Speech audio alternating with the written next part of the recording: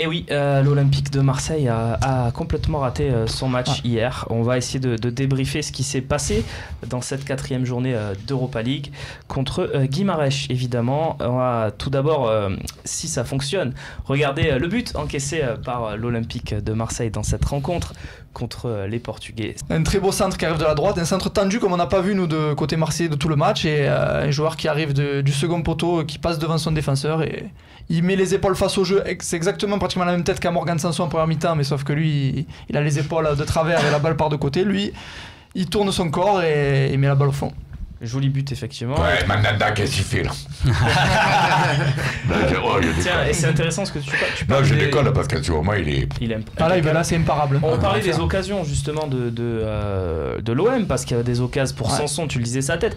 NJ qui a au moins 3 occasions dans ce match, 2 en première mi-temps. Il n'y a pas que ça. Ton ballon en deuxième mi-temps. Babou, tu penses qu'on a mangé la feuille complètement dans ce match? Il y avait de quoi vraiment les battre, aller chercher cette victoire tranquillement? Ils n'étaient pas plus forts que nous. Quand tu parlais de match en bois, je ne vous ai pas trouvé, en tout cas, je sais pas si c'est ça que tu voulais dire, mais pas moins fort qu'eux.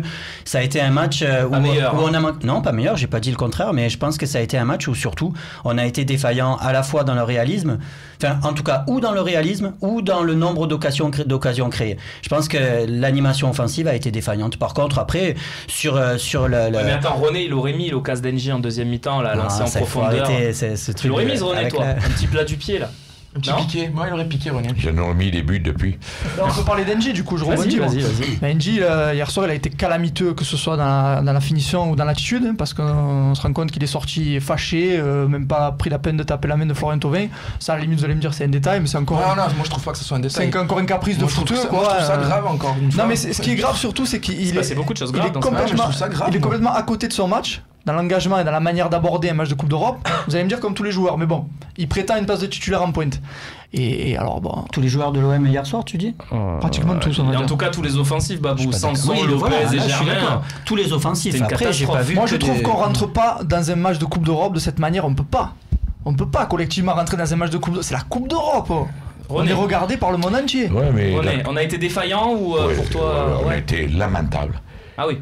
Ouais, moi je dis c'est lamentable, d'autant que je leur en veux encore plus par rapport à la prestation qu'ils ont fait contre Paris Saint-Germain. Un degré moindre contre Lille, là-bas on est allé gagner. Là tu te vautres lamentablement devant Guimarães, et c'est là que je leur en veux, sinon je gueule pas. Si je sais qu'on a des joueurs moyens de milieu de tableau, ça va, mais vous avez prouvé la putain de la bonne manière que vous savez jouer. Tu comprends, je veux dire? Tout à fait. On va parler du jeu, en fait. On va parler du jeu, de quand on a le ballon. Voilà, j'inclus pas Garcia Dada, parce que voilà, le pote là, qui c'est. Tiens, pourquoi ne pas avoir titularisé Mitroglou d'entrée? Ça pas bien de ce que je veux dire. Kiki05. Voilà, Mitroglou, il arrive, il manque de temps de jeu, il n'a pas le temps de jeu, tu as l'occasion idéale de le mettre là. Vous êtes tous d'accord avec ça? Non. Tu me lèves au milieu du match, tu me lèves Gustavo qui est le patron de l'équipe. Putain, Garcia, déconne pas. De base, je suis pas d'accord. Mais après coup, il met un 4-4-2. Voilà, ça fait des semaines qu'on réclame un 4-4-2 avec Mitroglou. Alors pause, messieurs. Juste, c'est le moment, parce qu'on parle de la tactique de Garcia, tout ça. C'est la surprise de Babou. On t'a préparé une petite rubrique. L'instant Babou. Alors ça s'appelle le défi de Babou. Je le sens pas. Donc on va découvrir sur l'écran. Tu vas découvrir également un petit habillage où tu vas apparaître en plein milieu d'un terrain. Ça va être magnifique. Et cet instant de Babou, le défi de Babou, tu as 30 secondes pour nous expliquer la tactique de Rudy Garcia hier soir, ce qu'il a voulu mettre en place. On attend un petit peu, voilà, je te laisse te préparer. Est-ce que tu es prêt pour ce défi? Ouais, je suis prêt. Enfin, je suis prêt à tout dépendre des images que vous allez montrer. Pour l'instant, il n'y a pas d'images, mais elles vont arriver, en tout cas. Donc, le défi de Babou. Donc, il faut que tu nous expliques vraiment tactiquement ce qu'a voulu faire Rudy Garcia. C'est très important. Voilà, regarde, en plein milieu du terrain, c'est pas beau ça? Numéro 10. Donc, c'est comme un duel, tu as 30 secondes, sauf que tu es en duel avec toi-même. Et tu peux regarder peut-être la caméra en face de toi. Voilà, est-ce qu'on est prêt en régie? On est prêt, c'est parti, explique-nous tout ça. Alors, la tactique qui a été mise en place, c'est un 4-4-2. Donc, ce qui est très simple, c'est que je le dis souvent, dans une animation défensive et une animation offensive, dans une mise en place. Dans l'animation défensive, il y a toujours ces deux lignes de 4. Et quand on a Payet qui joue en soutien d'un attaquant, c'est exactement la même chose. Dans le replacement, il y a les 2 lignes de 4 et les 2 qui vont faire jouer les centraux.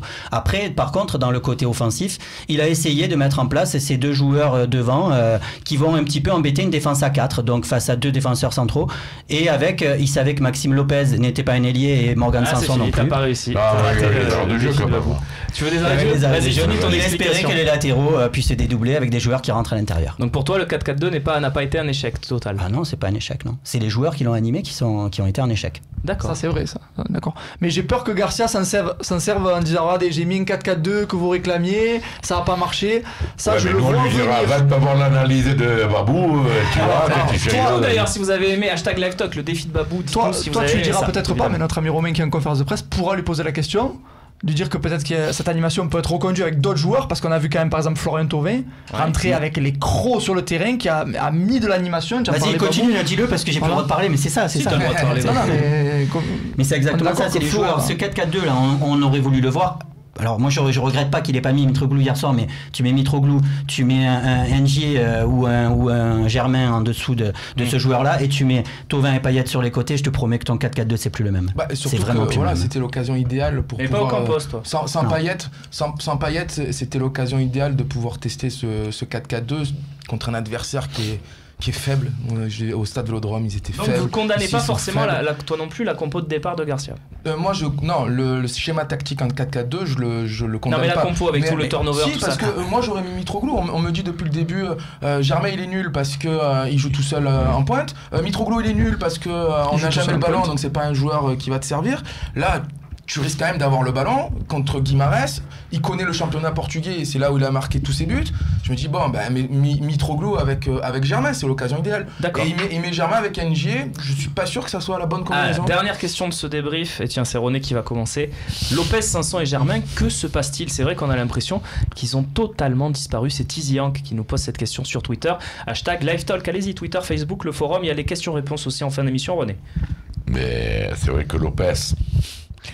Bon, on peut pas toujours le couvrir. Bon, il n'en est pas en ce moment. Non, il n'en est pas du tout. Voilà. Sanson, il me déçoit encore plus que Lopez, parce que quand même, au départ, c'est pas la même stature. Sanson, il a quand même un statut supérieur. Et il me déçoit autant que Lopez, alors que le petit Lopez, moi, il faut pas que je dise, je veux pas dire du mal de Lopez, et puis c'est fini. Alors je reconnais qu'il est pas bon, mais ça s'arrête là. Germain. Et Germain, il a expliqué, je sais pas qui c'est, Babou ou Bassier. Germain, il a jamais joué dans un système de jeu qui l'avantageait. Ben moi, si je peux non, sur les 3 noms.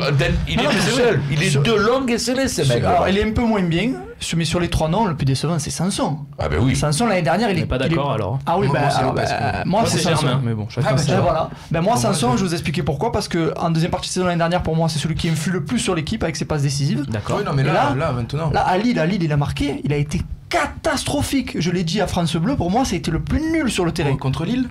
Malgré son but, il a été aux abonnés absents.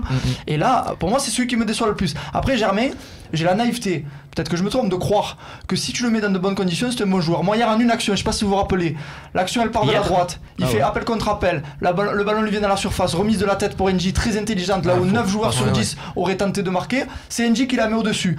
On va dire qu'avec un autre attaquant, ça peut faire passe décisive. Donc j'ai la naïveté de croire que Germain, il a des qualités pour jouer en 4-4-2. Après, peut-être que je me trompe et qu'il est devenu... Non, mais juste un chiffre.